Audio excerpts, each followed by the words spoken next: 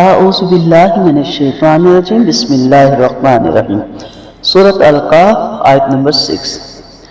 فلا اللہ کا پس شاید کہ آپ باحثون ہلاک کرنے والے ہیں نفس کا اپنی جان کو علا اوپر آثارہم ان کے پیچھے ان اگر لم نہ یؤمنوا وہ ایمان لائیں بہذا ساتھ اس الحدیثی کلام کے اسفا غم کے مارے باخعون باخع یبخع نفسہ اس نے اپنے آپ کو غم سے مار ڈالا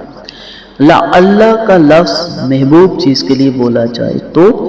ترجیح یعنی امید کرنا مراد ہوتا ہے، اور ایسی چیز کے لیے بولا جائے جس کا خطرہ ہو تو اس سے اشفاق یعنی ڈرنا کہا جاتا ہے۔ یہاں یہی مراد ہے۔ اس آیت میں مقصود آپ صلی اللہ علیہ وسلم کو تسلی دینا ہے کہ ان لوگوں کے ایمان نہ لانے پر آپ اپنے آپ کو رنج و غم سے کیوں بھلا رہے ہیں۔ اس آیت سے اندازہ ہوتا ہے کہ آپ صلی اللہ علیہ وسلم کو اپنی قوم کے ایمان نہ لانے کا کس قدر صدمہ تھا، حتیٰ کہ اللہ تعالیٰ نے اس کے لیے باخعون نفس کا اپنے آپ کو ہلاک کر لینے والے کے الفاظ استعمال فرمائے۔ مزید سورۃ شعراء آیت نمبر 3 میں آپ دیکھ سکتے ہیں ابو ہریرہ رضی اللہ عنہ راوی ہیں کہ نبی کریم صلی اللہ علیہ وسلم نے فرمایا میری اور لوگوں کی مثال اس شخص کی سی ہے جس نے ایک آگ خوب بھڑکائی، جب اس نے اس کے ارد گرد کو روشن کر دیا تو پروانے اور اس قسم کے جانور اس آگ میں گرنے لگے، وہ اس میں گرتے تھے اور وہ شخص انہیں روکتا تھا اور وہ اس سے زبردستی آگ میں گھستے تھے، تو میں آگ سے بچانے کے لیے تمہاری کمر کو پکڑنے والا ہوں اور تم زبردستی اس میں گھستے ہو۔ اور پھر علی آثارہم ان کے قدموں کے نشانات پر یعنی ان کے پیچھے، آصفہ بہت زیادہ فکر و غم، یہ مفعول لہا ہے یعنی غم کی وجہ سے۔ تو یہاں نبی کریم صلی اللہ علیہ وسلم کو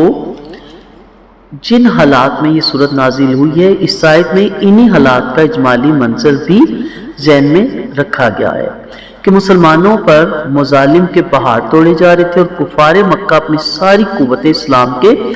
اتصال پر صرف کر رہے تھے۔ ان حالات میں آپ کی انتہائی آرزو یہ تھی کہ ان سرداران قریش کو یا ان میں سے بعض کو اللہ تعالیٰ اسلام لانے کی توفیق عطا فرما دے، جس سے آپ کے سامنے بالخصوص دو فائدے تھے، ایک یہ کہ لوگ اللہ کی گرفت سے بچ جائیں جو نافرمانیوں کی صورت میں یقیناً واقع ہو جاتی ہے، اور دوسرا یہ کہ اس طرح اسلام کو تقویت حاصل ہو اور مسلمانوں پر سختیوں میں کمی ہو جائے۔ دن رات آپ کو یہی فکر لاحق رہتی تھی۔ اللہ تعالیٰ نے آپ کو تسلی دیتے ہوئے فرمایا کہ ان لوگوں کی ہدایت کی فکر میں اپنے آپ کو ہلکان کرنا چھوڑ دیں، اللہ خود اپنے دین کا محافظ ہے، اس کی ان حالات پر کڑی نظر ہے اور وہی کچھ ہو کر رہے گا جو وہ چاہے گا۔ آپ بس اپنی تبلیغ اور رسالت کا کام کرتے جائیے، کسی کو ہدایت دینا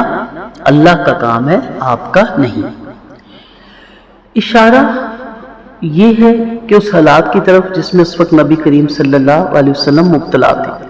اس سے صاف معلوم ہوتا ہے کہ آپ کو رنج ان تکلیفوں کا نہ تھا جو آپ کو اور آپ کے ساتھیوں کو دی جا رہی تھی، بلکہ جو چیز آپ کو اندر ہی اندر کھائی جا رہی تھی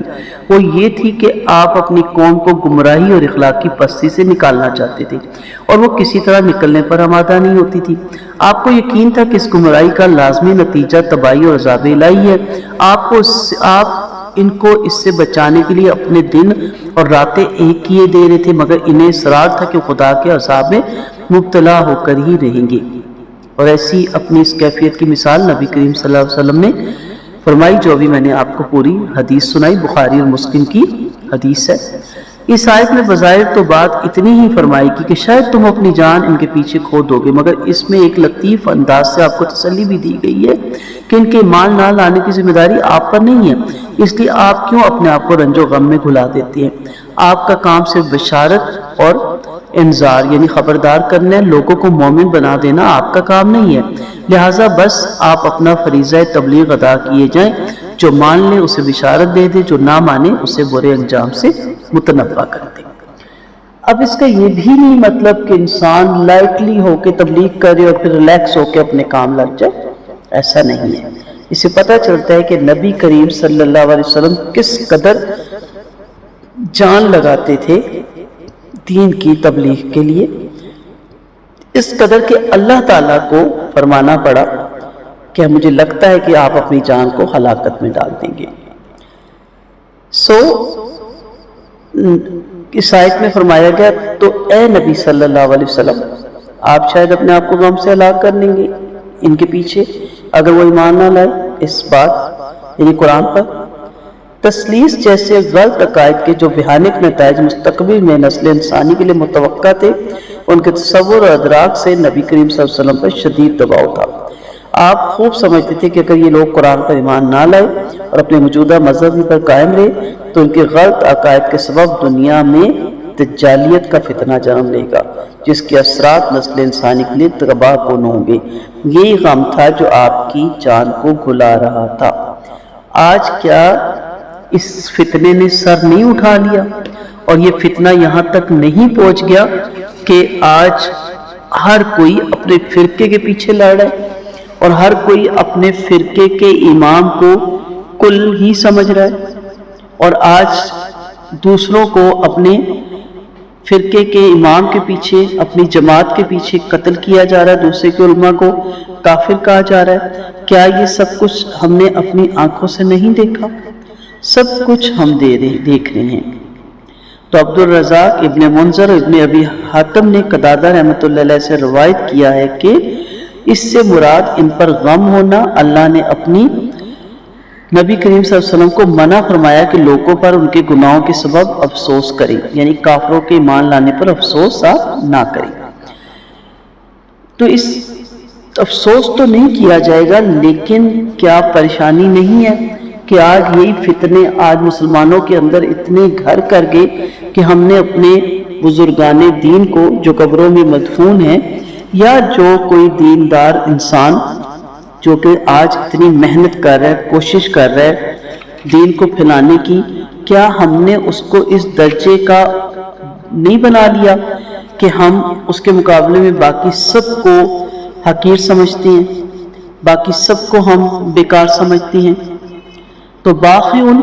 اس سے صاف معلوم ہوتا ہے کہ آپ کو رنج ان تکلیفوں کا نہ تھا جو آپ کو اور آپ کے ساتھیوں کو دی جا رہی ہے، بلکہ کس چیز کا تھا کہ آپ کی قوم گمراہی میں پڑ گئی تھی۔ با ہا عین اس کا روٹ ہے، غم میں اپنے آپ کو ہلاک کرنا، کسی کے رویے پر غم کھانا۔ یہ وہی کر سکتا ہے جو اپنے رب سے ڈرتا ہے، یہ وہی کر سکتا ہے جو مسلمانوں کو ان چیزوں سے بچانے کی کوشش کرتا ہے، یہ وہی کر سکتا ہے جو محبت کرتا ہے اسلام سے، یہ وہی کر سکتا ہے جو محبت کرتا ہے ایمان سے، یہ وہی کر سکتا ہے جو محبت کرتا ہے مسلمان سے۔ کیا ورنہ ضرورت پڑی بھی آرام سے کھائیں پیئیں ریلیکس، کیوں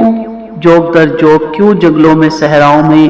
بستیوں میں دور دراز علاقوں میں لوگ جاتے ہیں؟ کس لیے؟ اسی لیے کہ لوگوں کو گمراہی سے نکالیں ہمارا فرض عین ہے، فرض کفایہ نہیں ہے۔ اب جو جتنا شرک ہو گیا ہے، جتنی جہالت، جتنی گمراہی ہے، ہمارا کام بنتا ہے کہ ہم سب اٹھیں اور اس دین کو لے کر پھیلائیں۔ لیکن ہمیں تو کوئی ورڈ نہیں، ہم کہتے ہیں ہمارا معاملہ نہیں جی، اللہ کے ہاتھ میں ہدایت دینا، اس میں کوئی شک نہیں۔ لیکن آپ سے تو یہ پوچھا جائے گا نا کہ آپ نے میسج کیوں نہیں کنوے کیا، آپ نے لوگوں تک سارا پیغام کیوں نہیں پہنچایا؟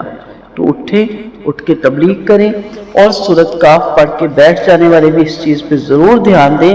کہ کیا آپ نے اپنے آپ کو شرک سے بچایا، اور اگر آپ نے اپنے آپ کو شرک سے بچا لیا تو کیا اس کے بعد آپ نے باقی لوگوں کو شرک سے بچایا، یا بس اپنے فرقے، اپنی جماعت اور اپنی مسجد اور اپنی سورۃ کاف ہی کو تھامے ہوئے بیٹھے ہوئے ہم؟